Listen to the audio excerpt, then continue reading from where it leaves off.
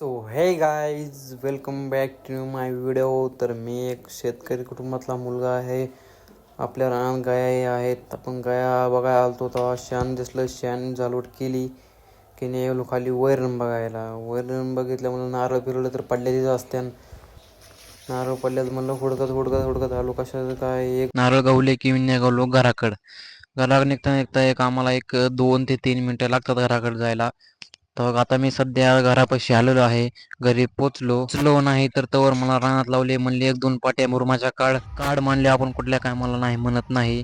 पटकन एक पाटी मुरमाची टाकली. एका जोडीदार संग बसलो रानात पंख्याची हवा खात. म्हणलं चला आपण पबजी डाव पिऊ घेत बसू. पबजी खेळून झाल्यावर बघितलं 3 वाजल्यावर. 3 वाजता आपल्या शेण झालेला टाइम असतो. पटकन घेतले शेण काढून. बघा बरं आपला कोटा कसला खतरनाक दिसतोय. विषय काय घेतली लवकर कुटी बिटी करून टाकले. ओ मित्रांनो, नवीन असाल तर रोहित सोनलला सबस्क्राईब करा. जय महाराष्ट्र.